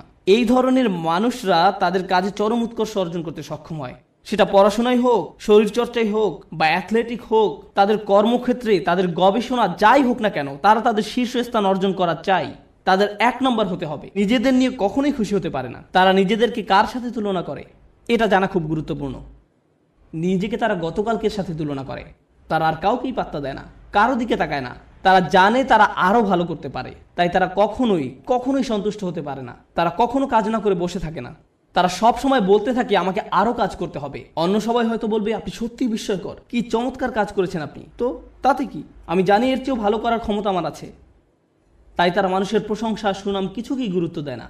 যারা ভাবে যে তারা আসলে দারুণ কাজ করছে, কিছুকেই গুরুত্ব দেয় না। তারা চেষ্টা করেই যায়। আর এমন একটা উদাহরণ হলো মাইকেল ফেলপস, ঠিক কিনা? কত মানুষ তার প্রশংসা করেছে সব রেকর্ড ভেঙে ফেলার জন্য, কিন্তু আপনার কি ধারণা যে সে বসে ভাবছে আমি তো রেকর্ড ভেঙেছি, এখন আমার সম্মান আছে, তাই আমি এখন কিছুটা অবসর নিতে পারি? সে কি অর্জনের চেষ্টা করেছে? উৎকর্ষতা। তাই সে কখনোই সন্তুষ্ট হতে পারবে না। সে চেষ্টা করতেই থাকবে, মেশিনের মতো সামনে যেতেই থাকবে আরো দ্রুত গতিতে। এমন মানুষ দুনিয়াতে খুব কমই আছে, খুবই কম। অনেকেই এখানে বসে আছেন যারা স্কুলে পাশ করার গ্রেড পেলেই খুশি, তখনই তারা সুখের খোঁজে প্লে স্টেশন নিয়ে খেলতে বসে যায়। আবার এমনও মানুষ আছে যারা 99 পেলেও নিজের উপর অসন্তুষ্ট হয়, কিভাবে আমি এই ভুলটা করলাম। এমনটা সাধারণত ছেলেরা করে না, মেয়েরা করে। উৎকর্ষতা অর্জনের ব্যাপারে কথা বলতে বলতে আরো একটা কথা বলতে চাই, যে আমি জীবিকা অর্জনের জন্য কি করি। আমার সত্যিকার অর্থে কোনো চাকরি নেই, কিন্তু আমার ক্যারিয়ারের একটা অংশ হলো যে আমি কম বয়স্ক ছেলে মেয়েদেরকে আরবি শিখাই। এটা একটা বেশ ইন্টেন্সিভ প্রোগ্রাম। তাদের আরবি কিছুটা শেখাতে 9 মাস লেগে যায়। ক্লাসের অর্ধেক থাকে ছেলে আর অর্ধেক মেয়ে, 30 জন ছেলে 30 জন মেয়ে। মেয়েরা গত 5 বছর ধরেই পরীক্ষায় ছেলেদের চেয়ে অনেক ভালো নাম্বার পেয়েছে, খুবই ভালো করেছে তারা। কিন্তু ছেলেরা ক্রমাগতভাবেই খুশি। মেয়েরা সবসময় মন খারাপ করে থাকে, আমাকে বলে উস্তাদ আমি জানি আমি 100 পেয়েছি, কিন্তু আমি নিশ্চিত নই যে আমি ঠিকমতো বুঝতে পেরেছি কিনা। এদিকে এক ছেলে 25 নম্বর পেয়েছে, আর সে বলছে ওকে আমি বুঝতে পেরেছি। আমি পুরোপুরি ভিন্ন প্রজাতির মানুষদের সাথে কাজ করছি, একই ক্লাসরুমের মধ্যে, তাদের পুরোপুরি ভিন্ন মন মানসিকতা। তাই আমার ছেলেদের বলতে হয় যে মন দাও, অপদার্থ কোথাকার, তুমি বোঝোনি, কিছু কাজ করো। আর এদিকে মেয়েদেরকে আমার বলতে হয় শান্ত হও, তুমি ঠিকই বুঝতে পেরেছো। আমি তো ছেলেদেরকে বলতে পারি না হালকাভাবে নিতে, কারণ এর চেয়ে বেশি হালকাভাবে নেওয়া যায় না, এটা সম্ভব নয়। সুতরাং আমরা কোথায় পৌঁছেছি, কি নিয়ে কথা বলছিলাম? ও ঠিক আছে, আমাকে একটু সাহায্য করুন। একদম নিচ থেকে আবার শুরু করতে চাই। সুখ, সামাজিকতা, জনপ্রিয়তা, সম্মান, টাকা, উৎকর্ষ। উৎকর্ষের উপর কি থাকতে পারে? উৎকর্ষের উপরও একটা কিছু আছে, আর সেটা হলো প্রভাব। প্রভাব, আমি কি পেলাম সেটা গুরুত্বপূর্ণ নয়। আমি গুরুত্ব দেই না যদি আমি অন্যদের চেয়ে বেশি টাকা উপার্জন করি। আমি পাত্তা দেই না যদিও আমি 1 নম্বর। আমার কাছে সেটা গুরুত্বপূর্ণ নয়। আমি অন্যদের জন্য কিছু করতে চাই, আমি একটা উত্তরাধিকার রেখে যেতে চাই। যখন আমি চলে যাব দুনিয়ার বুকে আমি আমার চিহ্ন রেখে যেতে চাই যে আমি কিছু একটা করেছি যেটা এই জায়গাটাকে অন্যদের জন্য আরও ভালো জায়গায় পরিণত করেছে। আমি প্রভাব বিস্তারকারী ব্যক্তি হতে চাই অন্য জিনিসের উপরে এবং অন্য মানুষের উপরে, আমার চারপাশের পরিবেশের উপরে। আমরা এখন অমুসলিমদের কথা বলছি, আমরা এখনো বিশ্বাসীদের কথা বলছি না। আমরা জানি এমন মানুষ আছে যারা MBA শেষ করেছে সবচেয়ে ভালো ভার্সিটি থেকে, যারা হয়তো লাখ টাকা স্যালারি পেতে পারতো ভার্সিটি থেকে বের হয়ে, তারা সেই বেতন ত্যাগ করে এমন প্রতিষ্ঠানে যোগ দিচ্ছে যারা সামাজিক দায়বদ্ধতার জন্য কাজ করে। তারা অনেক কম বেতন নিচ্ছে কারণ তারা টাকায় বিশ্বাস করে না, তারা অনেক বেশি প্রভাবের উপর বিশ্বাস করে। তাই তারা বরঞ্চ এমন প্রতিষ্ঠানের সাথে কাজ করছে যারা শিক্ষা পদ্ধতিকে পুনর্গঠন করতে সাহায্য করছে। বা কোনো ডাক্তার যে হয়তো অনেক টাকা উপার্জন করতে পারত, যে রেসিডেন্সি শেষ করে কাজে যোগদান করতে প্রস্তুত, সেই সময় সিদ্ধান্ত নিল যে সে 3 বছর ডক্টরস উইদাউট বর্ডার্স NGO-তে কাটাবে। আপনি এমনটা শুনেছেন কখনো? আপনার জীবনের ঝুঁকি থাকে এদের সাথে কাজ করতে। যুদ্ধ বিধ্বস্ত অঞ্চলেরা মানবিক কাজ করে। কিন্তু কেন এই ছেলেটা যাচ্ছে, কেন এই মেয়েটা যাচ্ছে? কারণ পয়সা আসা শুরু করলে আমি কোন ধরনের গাড়ি কিনবো সেটা নিয়ে দুশ্চিন্তা না করে সে বেশি চিন্তিত পৃথিবীতে সে কি প্রভাব রেখে যেতে পারবে সেটা নিয়ে। তারা সাহায্য করতে চায়, তারা ভালো কিছু করতে চায়। আর এই ধরনের নিঃস্বার্থপরতা খুব কম মানুষেরই থাকে। এই মইয়ের যত উপরে আমরা যাই ততই কম মানুষ আপনি পাবেন। আর তারা বিস্ময়কর মানুষ। তারাই হচ্ছেন সেই মানুষ যারা দুনিয়ায় পরিবর্তন এনেছে। চিন্তা করুন, নেলসন ম্যান্ডেলা বা তার মতো কেউ, এমন মানুষ যাদের জেলে যেতে হয়েছে কারণ তারা কোনো কিছুতে বিশ্বাস করতেন, কারণ তারা প্রভাবে বিশ্বাস করতেন, তারা নিজের চেয়েও বেশি কিছু করতে চান, তারা বৃহৎ স্বার্থে নিজেদের বলি দিয়েছেন, তারা নিজেদের কথা চিন্তাই করেননি, তারা কোনো এক উদ্দেশ্যের দাস। আর তাই এই মানুষগুলো হলো সেই মানুষ যারা প্রভাবের জন্য কাজ করে। তারা উৎকর্ষ সাধনকারীদের চেয়েও অনেক উপরে। উৎকর্ষ এই মানুষগুলোর জন্য স্বয়ংক্রিয়ভাবেই চলে আসে। উৎকর্ষ সাধন করা তাদের লক্ষ্য নয়, এটা উপজাত হিসেবেই আসে। কেন জানেন? কারণ যদি আপনি সেরকম প্রভাব রাখতে চান আপনাকে অনবরত চেষ্টা করেই যেতে হবে। আপনি হয়তো ভাবতে পারেন যে প্রভাব সৃষ্টি এটাই হয়তো সর্বোচ্চ শিখর, কিন্তু না, এর থেকেও বড় কিছু আছে। এর উপরে আছে চূড়ান্ত সত্য। কেউ কেউ ন্যায়ের খোঁজ করে, কেউ কেউ সত্যের খোঁজ করে, কেউ কেউ আদর্শের খোঁজ করে।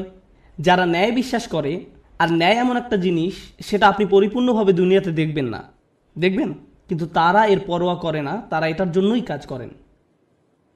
ও আরেকটি ব্যাপার, যখন আপনি এমন কিছু করতে চান যেটার দুনিয়াতে কোনো নজির নেই, তখন সেটা করাটাই সবচেয়ে কঠিন কাজ। তখন যদি আপনি সামান্য একটু পরিবর্তন দেখেন তাতেও আপনি উদ্দীপ্ত হয়ে যান, আপনি অনুপ্রাণিত হন এবং এটি আপনাকে আরও সামনের দিকে এগিয়ে নিয়ে যায়। কিন্তু আপনি যখন এমন একটা আদর্শের জন্য কাজ করবেন, ন্যায়ের জন্য, আপনি হয়তো ন্যায় কখনোই দেখবেন না।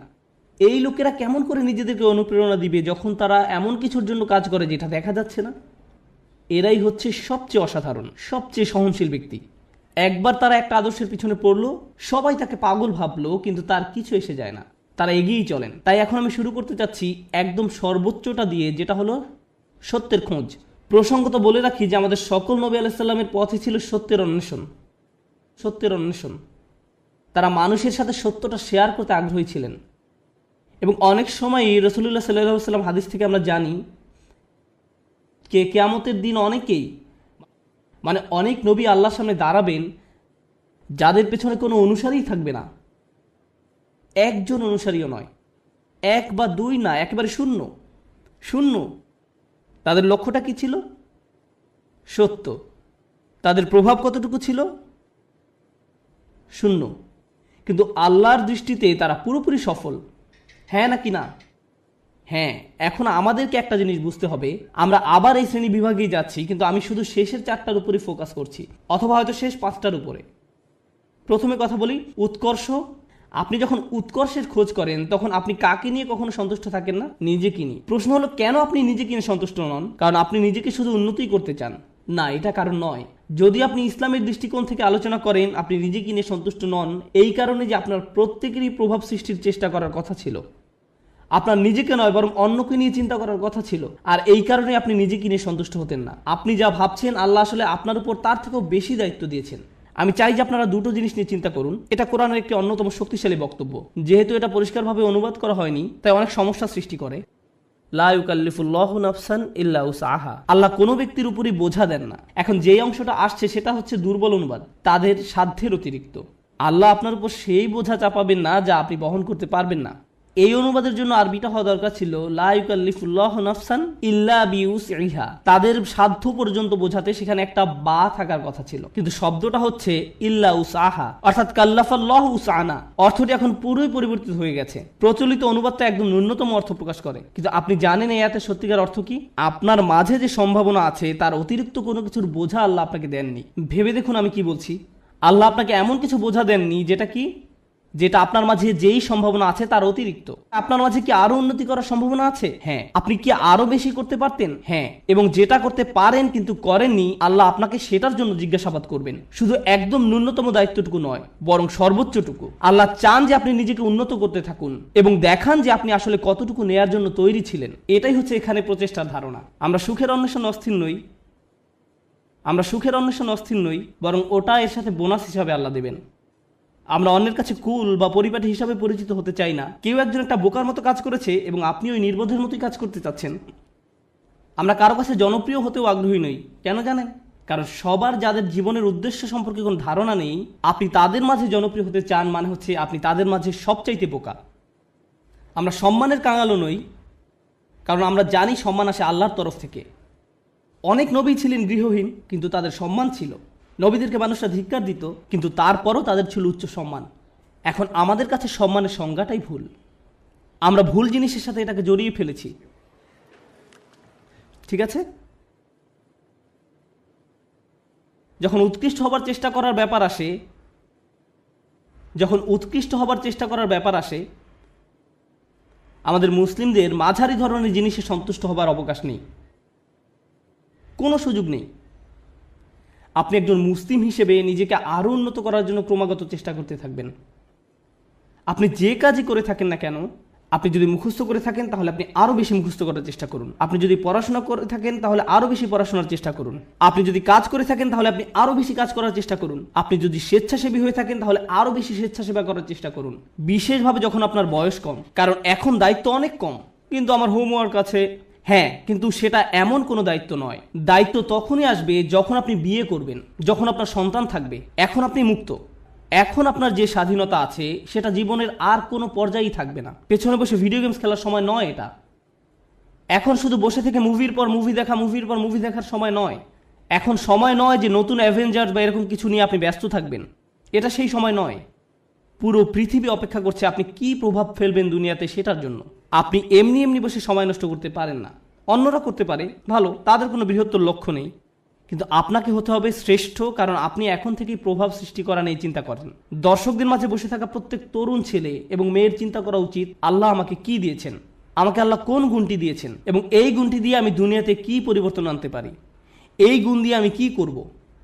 আর আপনি যখন এটা নিয়ে চিন্তা করবেন তখন আপনি সত্যিকারভাবে বুঝতে পারবেন আপনি কিসের জন্য কাজ করছেন। আপনি কাজ করছেন আল্লাহর সাথে দেখা হবার স্বপ্ন নিয়ে, এবং সেটাই হচ্ছে আমাদের আসল সত্য। আপনি আল্লাহকে এটা দেখাতে চান যে আপনি আপনার সামর্থ্যের মধ্যে যা আছে তার সবটুকু করেছেন। সবচেয়ে ভালো ঘুমের অভ্যাস আপনার থাকা উচিত, সবচেয়ে ভালো খাবার, সবচেয়ে ভালো ব্যায়াম করার অভ্যাস আপনার থাকা উচিত। আপনার হওয়া উচিত সবচেয়ে ভালো ইবাদতকারী। আপনার হওয়া উচিত সবচেয়ে পড়াশোনায় উন্নত। আপনার জীবনে আপনি যা যা করে থাকেন প্রত্যেকটি কাজে আপনার উৎকর্ষ অর্জনের চেষ্টায় রত হতে হবে। আপনার বাজে জাঙ্ক খাবার খাওয়ার অভ্যাস ত্যাগ করা উচিত। আপনি এমন কেউ হবেন না যারা অযথা ঘুরে ফিরে আড্ডা দিয়ে সময় নষ্ট করে। আপনি অবশ্যই অবসর কাটাবেন, কিন্তু এমনকি যখন আপনি খেলবেন তখনও সবচেয়ে ভালো খেলুন। স্কুলের বা কলেজের অন্য ছেলেরা যখন তাকে দেখবে তারা বলবে আমি এর মতো হতে চাই, তার সবকিছু অসাধারণ। তার সবকিছু অসাধারণ, তার সবকিছুতেই সে চ্যাম্পিয়ন। আপনাদের তেমন লোক হওয়া উচিত। উম্মার এরকম লোক দরকার, শ্রেষ্ঠ লোক, এবং এ ধরনের লোকেরাই প্রভাব সৃষ্টি করতে পারে। আরেকটি ব্যাপার কি জানেন, আমাদের বাবা মায়েরা, খুবই দুঃখজনক, কারণ তাদেরকে কখনো এটা শেখানো হয়নি, তারা কখনো এই যে সিঁড়িটা এর সাথে পরিচিত হননি। তাদের কাছে সর্বোচ্চ শিখর মানে হচ্ছে সম্মান, আর এর উপরে গেলে টাকা পয়সা। তাই আপনাদেরকে নিয়ে তাদের একমাত্র চিন্তা হচ্ছে সম্মান আর অর্থ। একটা চাকরি খোঁজো যেন তুমি সম্মান পেতে পারো, আর আমরা বলতে পারি আমাদের ছেলে একটা চাকরি করে, সে ডাক্তার, সে এটা, সে ওটা, আর হয়তো আমাদের এক সময় অনেক টাকাও হবে আর আমরা সেটা মানুষকে দেখাতে পারবো। শেষ। এটাই তাদের একমাত্র চিন্তা। আর তারা সবসময় জিজ্ঞাসা করে তুমি কোথায় কাজ করবে, কেমন করে তুমি আরো টাকা রোজগার করবে, কখন আমরা বাড়ি কিনবো। সবকিছুই শেষ হয় সম্মান এবং অর্থতে গিয়ে। কিন্তু জীবনে এর উপরেও কিছু আছে। অর্থের উপরে কি? টাকা পয়সা, উৎকর্ষ। কে আপনাকে উৎকর্ষ বা শ্রেষ্ঠত্ব অর্জনের দিকে ধাবিত করবে? আমরা শুধু অর্থ এবং সম্মান নিয়ে চিন্তা করতে করতে জীবন শেষ করে ফেলি। মুসলিমদের মাঝে কত ছেলে মেয়ে ডাক্তার হয়েছে, আমি সবসময় তাদের উদাহরণটাই দিই, কারণ এদেরকেই সবচেয়ে বেশি হতাশ দেখি আমি। তারা ডাক্তার হয়েছে শুধুমাত্র এই কারণে যে তাদের মা বলেছে কিংবা বাবা বলেছে। আমি কখনোই আমার কোনো সমস্যা হলেও এরকম ডাক্তারের কাছে যেতে আগ্রহী নই। আমি বরং এমন কারো কাছে যাব যে ডাক্তার হয়েছে কারণ তারা মানবতার সেবা করতে চায়, তারা তাদেরকে নিয়ে চিন্তা করে, তারা দুর্নীতিগ্রস্ত ইন্স্যুরেন্স কোম্পানি থেকে পরবর্তী টাকা আসার অপেক্ষা করে না, তারা আসলে মানবতা নিয়ে চিন্তিত। আমি এ ধরনের ডাক্তারের সাথে সম্পর্ক রাখতে, নিজে এবং বাচ্চাদেরকে নিয়ে যেতে আগ্রহী। প্রভাব সৃষ্টিকারী ব্যক্তি। এখন এই ব্যাপারে আমার শেষ কথা, লাইসা লিল ইনসানি ইল্লা মা সা। মানুষের কিছুই থাকবে না শুধুমাত্র তারা যে চেষ্টা করেছে তা ছাড়া। আবার শুরু করি। সুখের সন্ধান, কুল, সামাজিক বা পরিবারটি হওয়ার বাসনা, জনপ্রিয় হবার আকাঙ্ক্ষা, সম্মান পাবার আকাঙ্ক্ষা, অর্থপ্রাপ্তির আকাঙ্ক্ষা, উৎকর্ষ লাভের আকাঙ্ক্ষা, প্রভাব সৃষ্টিকারী হবার ইচ্ছা এবং সত্য পাবার প্রচেষ্টা। জানেন আল্লাহর কাছে সবচেয়ে মূল্যবান কোনটি? এই সব কিছুর মাঝে আল্লাহর কাছে সবচেয়ে প্রিয় হচ্ছে আপনার প্রচেষ্টা। অর্থ নয়, প্রভাব না, শ্রেষ্ঠত্ব না, এই সব কিছুই আসবে, কিন্তু আল্লাহ আপনার কাছ থেকে যেটা দেখতে চান সেটা হচ্ছে প্রচেষ্টা। প্রচেষ্টা। আমি আপনাদের বলেছি নবী আলাইহিস সালামদের কথা, যারা শেষ বিচারের দিন আল্লাহর সামনে দাঁড়াবেন কতজন উম্মত নিয়ে? শূন্য। কিন্তু তারপরেও আল্লাহ তাদেরকে জান্নাতের সর্বোচ্চ আসনে আসীন করবেন, কারণ আল্লাহ সম্মান জানাবেন তাদের প্রত্যয়কে, তাদের প্রচেষ্টাকে, তাদের চারিত্রিক দৃঢ়তাকে। তারা কঠিন সময়ে পড়েছিলেন এবং তারা সেটা মোকাবেলা করেছেন। যদি আপনি নূহ আলাইহিস সালামের প্রতি বছরের একটা প্রোগ্রেস রিপোর্ট দেখতে চান, চলুন একটা গ্রোথ চার্ট বানিয়ে দেখি কতজন মানুষ মুসলিম হয়েছে প্রতি বছর, যেমনটা করা হয় প্রতি বছর প্রতিবেদনে। কতজন মানুষ মুসলিম হয়েছে প্রতি বছর? 950 বছর। চার্ট নিশ্চয়ই ঊর্ধ্বমুখী ছিল না, বরং সেটা ছিল অপরিবর্তনশীল। এমনকি কখনো কখনো হয়তো নিম্নমুখীও ছিল। কেউ হয়তো ইসলামের খুব কাছাকাছি এসেছে, আবার দূরে সরে গেছে। এর মানে কোনো প্রভাব তৈরিই হয়নি। আমরা নূহ আলাইহিস সালামের কোন জিনিসটাতে এত সম্মান করি? ক্রমাগত এবং ক্রমাগত প্রচেষ্টা। আমাদেরকে হতে হবে ক্রমাগত প্রচেষ্টারত এবং প্রত্যয়ী মানুষ। আল্লাহর সামনে দাঁড়ানোর মতো কিছুই থাকবে না যদি আমাদের এই প্রচেষ্টাটুকু না থাকে। তরুণরা দয়া করে মনোযোগ দিয়ে শুনেন আমি কি বলছি। একটু চিন্তা করো, তোমার জীবনের সার্থকতা কোথায়? যদি তোমার জীবন মানে হয় শুধু একটা ভিডিও গেম থেকে অন্য ভিডিও গেম, যদি তোমার জীবন মানে হয় শুধু টিভি শোয়ের একটা পর্ব থেকে অন্য পর্ব, তুমি কিসের জন্য চেষ্টা করছো? এতে কি আসে যায় যদি তুমি একটা ভিডিও গেমে ট্রফি জিতো অথবা 100% সিনক্রোনাইজেশন পাও? এতে কি আসে যায়? কি এমন হবে এতে? পৃথিবীর জন্য তা কোনো পরিবর্তনই আনবে না। তুমি কতগুলো পুশ আপ করতে পারো এটা কেউ গুরুত্ব দেয় না। তোমাকে এর চেয়ে বেশি কিছু চিন্তা করতে হবে, এর চেয়ে বড় উচ্চ মর্যাদাশীল কিছু চিন্তা করতে হবে। এবং যখন তুমি সেটা করা শুরু করবে, আল্লাহ তোমাকে সুখ দিবেন। যখন তুমি সত্যিকার অর্থেই চেষ্টা করবে, জীবনটা তখন অর্থবহ হবে। আর জীবনটা যখন অর্থবহ হবে, সুখ এবং আনন্দ এনে দেবে। যখন তোমার জীবনে কোনো প্রচেষ্টা থাকবে না, তখন জীবনের কোনো অর্থ তুমি খুঁজে পাবে না। তুমি তখন কোনো কিছুতেই কোনো সুখ বা আনন্দ খুঁজে পাবে না। তুমি যতই গান শোনো, তুমি যতই ঘুরতে বেড়াতে যাও, যতই পার্টি করো, তোমার জীবনে কখনোই সুখের দেখা পাবে না। তোমার সব সময় বিরক্ত লাগবে, নিজের কাছে নিজেকে ভালো লাগবে না। গুরুত্বপূর্ণ হচ্ছে প্রত্যয়, যেটা তোমাকে উপলব্ধি করতে হবে। তোমাদের তরুণ প্রজন্মকে হতে হবে অসম্ভব অসম্ভব এবং অসম্ভব প্রত্যয়ী। আল্লাহ বলছেন ওয়ান্না সায়াহু সাওফা ইউরা। আমার খুবই পছন্দের একটি আয়াত, এবং আমি এই আয়াতটি দিয়েই শেষ করতে চাই। এবং তার প্রচেষ্টা বা প্রত্যয় খুব শীঘ্রই দেখা যাবে। তার চেষ্টা খুব শীঘ্রই কি দেখা যাবে। এ প্রসঙ্গে আমি বলতে চাই, তুমি যখন কাউকে তোমার রিজিউম দেখাও, আমি অমুক স্কুল থেকে গ্র্যাজুয়েট হয়েছি, আমি অমুক অমুক জায়গায় কাজ করেছি, অমুক অমুক প্রজেক্টে কাজ করেছি, তখন তুমি তোমার রিজিউমে লেখো তোমার রেজাল্ট নাকি তোমার প্রচেষ্টা। তুমি তোমার প্রচেষ্টার কথা লিখো না, তুমি লিখো তোমার রেজাল্টের কথা। তুমি লেখো না যে তুমি আসলেই অনেক কঠোর পরিশ্রম করেছো ফাইনাল সেমিস্টারে এবং পরীক্ষাটা দিতে গিয়ে অর্ধমিত হয়ে গিয়েছিলে। এগুলো তুমি তোমার সিভিতে লেখো না। তুমি লেখো তুমি অমুক অমুক প্রজেক্টে কাজ করেছো, কিন্তু এটা লেখো না যে তোমাকে অনেক অনেক কষ্ট করতে হয়েছে, তাই নয় কি? শুধু তাই নয়, কিছু কিছু সময় তুমি অনেক অনেক চেষ্টা করো কিন্তু তুমি পাস করতে পারো না। অথবা এরকম যে তুমি অসম্ভব রকমের চেষ্টা করেছো একটা প্রজেক্টের জন্য কিন্তু সেটা সফলভাবে শেষ করতে পারোনি। অথবা তুমি তোমার আশানুরূপ গ্রেড পাওনি যেটা তোমার পাওয়া উচিত ছিল। আমরা মানুষেরা মানুষকে কিসের ভিত্তিতে বিচার করি? আমরা মানুষকে বিচার করি রেজাল্ট দিয়ে। আমার এতে কিছু যায় আসে না যে তুমি কতটা চেষ্টা করেছো, তুমি আমাকে ফলাফল এনে দিতে পারোনি। আমার এতে কিছুই আসে যায় না যে তুমি কতটা চেষ্টা করেছো, তুমি পাস করতে পারোনি, গ্রাজুয়েট হতে পারোনি। বুঝতে পেরেছো ব্যাপারটা? কিন্তু আল্লাহ তোমার বিচার তোমার রেজাল্ট দিয়ে করবেন না। আল্লাহ তোমার বিচার করবেন কিসের ভিত্তিতে? প্রচেষ্টা। আল্লাহ বলছেন এবং তার প্রচেষ্টা, তার অধ্যবসায়গুলো খুব শীঘ্রই দেখা যাবে। এটা একটা অসাধারণ ব্যাপার, কেননা পৃথিবীর বুকে কোনো মানুষই আমার প্রচেষ্টা দেখবে না, কোনো মানুষই আমার প্রচেষ্টা দেখবে না।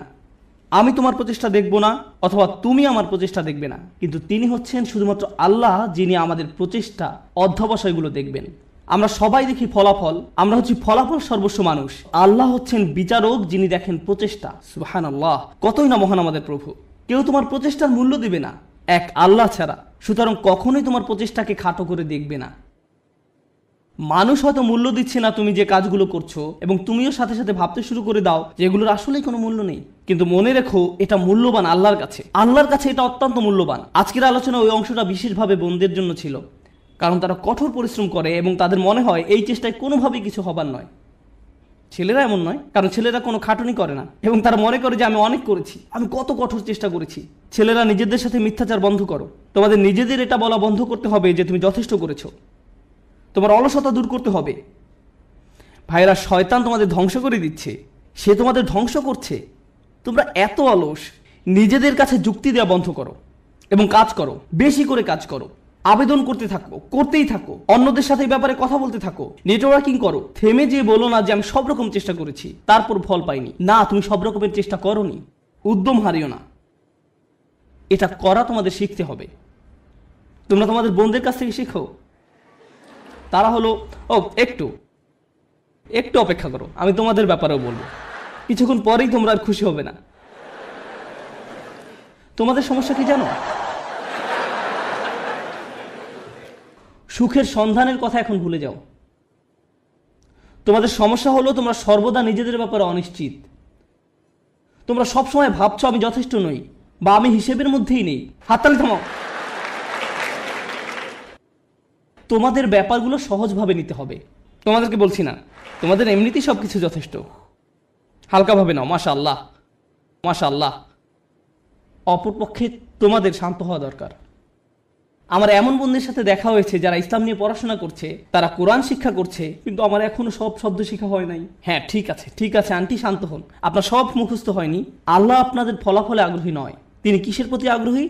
তিনি আগ্রহী আপনার প্রচেষ্টায়। আপনার প্রচেষ্টায়। ফলাফল নিয়ে উদ্বিগ্ন হওয়া বন্ধ করুন। আপনি আবার ফল নিয়ে খুব দুশ্চিন্তা করবেন না। আপনি এখনো যা জানেন না, যেটা এখনো অর্জন করতে পারেন নাই, সেটা নিয়ে আপনি বড্ড বেশি ভাবেন। অর্জন নিয়ে চিন্তা করা বন্ধ করুন এবং আন্তরিক, অকৃত্রিম, সর্বোচ্চ যতখানি সম্ভব চেষ্টা করে যায়। আমি বলছি এমনটা করলে আল্লাহর কাছ থেকে ফলাফল আসবেই, কিন্তু সেটা তার সময়সূচি অনুযায়ী আসবে, আপনার নয়। দুইজন মানুষ একদম একই পরিমাণে চেষ্টা করবে, কোনো একজন দেখা যাবে তার চেষ্টার ফলাফল নগদে পেয়ে যাবে, এবং কাউকে বছরের পর বছর অপেক্ষা করতে হবে সমানভাবে ফল পাওয়ার জন্য। এটা আল্লাহর হাতে। এজন্য আপনি বলতে পারেন না সে তো অনেক সুফল পেয়ে গেল আর আমি কিছুই পেলাম না, আমরা তো একই রকমের চেষ্টা করলাম। এটা ঠিক না। না না না, এটা পুরোপুরি অন্যায্য। কারণ সেই হিসেব আল্লাহর কাছে ন্যস্ত এবং আল্লাহ শুধু এটাই দেখতে চেয়েছেন যে আপনি কতটা চেষ্টা করেন। ধরুন দুজন মানুষ একদম একই পরীক্ষা দিল। আমার ক্লাসে এমনটা ঘটেছিল। তারা একদম একই পরীক্ষা দেয়। একজন অনেক বেশি পরিশ্রম করে, সে দিন রাত সারাক্ষণ পড়াশোনা করে। এই প্রোগ্রামে আসার আগে সে আমার বন্ধু ছিল, আমরা দুজন বন্ধু ছিলাম। আমি এখন তার শিক্ষক এবং আমি তাকে বলছি যে চলো ঘুরতে যাই। না, আমাকে পড়তে হবে। আমি তোমার শিক্ষক? না না, আমাকে পড়তে হবে, পরীক্ষা আছে। আমি তোমার পরীক্ষা সহজ করে নিব। আমি তোমাকে অতিরিক্ত ক্রেডিট দিব না, আমার পড়া আছে। এই মানুষটা দিন রাত পড়াশোনা করে। আমি জানি যে সে কি পরিমাণ চেষ্টা করলো, তার প্রচেষ্টার কথা আমি জানি। কিন্তু জানেন, সে তার ক্যারিয়ারে খুব উজ্জ্বল, ব্যবসায় এত দক্ষ, পেশাগতভাবে ভীষণ চটপটে ছিল। কিন্তু ব্যাপারটা এমন যেন আল্লাহ তাকে আরবি শেখার জন্য তৈরি করেনি। সে যত বেশি শিখুক না কেন, সে বেশি নম্বর তুলতে পারতো না। কোন মতো পাশ করতো, কোনো মতেই পাশ করতো প্রতিবারই। আর তার পাশের ছেলেটাই অতিরিক্ত প্রতিভাবান, আমার দেখা সবচেয়ে অলস এক মানুষ। সে ক্লাসে সারাক্ষণ ঘুমাতো, কিন্তু সে প্রত্যেকবারই 99 বা 100 পেত। এতে আমার খুবই রাগ হতো। আমি সেই ছেলেকে শূন্য পেতে দেখতে চাইতাম। আমি চাইতাম যে সে শূন্য পাক, আমি যেন তাকে পরীক্ষার খাতা দিয়ে কঠিনভাবে চড় মারতে পারি। আর যেই মানুষটা পড়তে পড়তে নিজেকে শেষ করে দিচ্ছে, সে পরীক্ষায় ব্যর্থ হচ্ছে। শিক্ষক হিসাবে আমি হতাশ হয়ে গিয়েছিলাম। সেই ছাত্রের অবস্থা তাহলে কি চিন্তা করুন। শিক্ষক হিসাবে আমি হতাশ। কিভাবে সম্ভব যে এই ছেলেটা কোনো চেষ্টাই করে না আর সে ভালো ফল পাচ্ছে, এবং এই মানুষটা যত ধরনের চেষ্টা সম্ভব করছে আর সে কোনো ফলই পাচ্ছে না। মনে হতো যেন এটা অন্যায্য। কিন্তু জানেন কি, যখন এই দুই মানুষ আল্লাহর সামনে এসে দাঁড়াবে এবং দুজনই বলবে যে আমি আল্লাহর জন্য আরবি শিখেছিলাম, হে প্রভু, আমি আপনাকে সন্তুষ্ট করার জন্য আরবি শিখছিলাম, আল্লাহ তখন বলবেন, দেখি তোমরা কি করেছো। তাদের মধ্যে একজন দেখাবে 99 আর একজন দেখাবে 20 নম্বর। সেদিন আল্লাহর কাছে কোনটা বেশি মূল্যবান হবে? ও, সেই 20 নম্বর অমূল্য। সেদিন এটা মূল্যাতীত, কারণ আল্লাহ খাতার নম্বর দিয়ে মূল্যায়ন করেন না। তিনি কি দিয়ে মূল্যায়ন করেন? প্রচেষ্টা দিয়ে। সেই 99-এর মূল্য সেদিন হবে খুব খুব খুব কম, কারণ এটা পাওয়ার জন্য তাকে খুব বেশি চেষ্টা করতে হয়নি। আল্লাহ এভাবেই বিচার করেন। এটা পুরোটাই গুণগত মান সংক্রান্ত, পরিমাণ সংক্রান্ত নয়। মানুষ শুধু পরিমাণ বিচার করতে পারে, আল্লাহ গুণগত মান বিচার করেন। আপনি এখন যা করছেন তার মান বিচার করুন, আপনার যাপিত জীবনের মান নির্ণয় করুন, আপনি যেই দিনটা পার করলেন তার মান, সকালে কি ধরনের নাস্তা আপনি খেয়েছেন, আপনি কার সাথে কথা বলেছেন, আপনি কিভাবে সময় ব্যয় করেছেন, আপনি কি করেছেন, আপনার দিনের মান কেমন ছিল, সেটা আগে ঠিক করুন। এবং ইনশাআল্লাহ তাআলা তবে এই উম্মতের ভবিষ্যৎ খুব উজ্জ্বল। কারণ আপনি একবার যদি পরম সত্যের ব্যাপারে চিন্তা করা শুরু করেন এবং আপনি প্রভাব নিয়ে চিন্তা করা শুরু করেন, তবে এই ঘর থেকে নতুন চিন্তা ভাবনা আসা শুরু করবে, সৃজনশীলতা আসা শুরু করবে, নিত্য নতুন প্রজেক্ট আসা শুরু করবে, যেটা ক্রমান্বয়ে দুনিয়াকে বদলে দিতে পারে, সেটা দুনিয়াকে প্রভাবিত করতে পারে, যেমনটা আর কখনো করেনি। মুসলিম তরুণ সম্প্রদায় এটা করতেই সক্ষম। মুসলিম তরুণরা এটা করতে সক্ষম যখন তারা সঠিক সাধনার জিনিসটি খুঁজে পায়। আল্লাহ আযজা ওয়া জাল্লা এই মানুষগুলোকে, এই তরুণ সম্প্রদায়কে এই উম্মতের বীর পুরুষ করুন, যারা সঠিক সাধনার সন্ধান করে। পরবর্তী প্রজন্ম এসে যেন বলে, আমি তাদের হারাতে চাই। তারা ছিল যেন স্বর্ণতুল্য মানদণ্ড। বারাকাল্লাহু লি ওয়া লাকুম। আসসালামু আলাইকুম ওয়া রাহমাতুল্লাহি ওয়া বারাকাতুহু।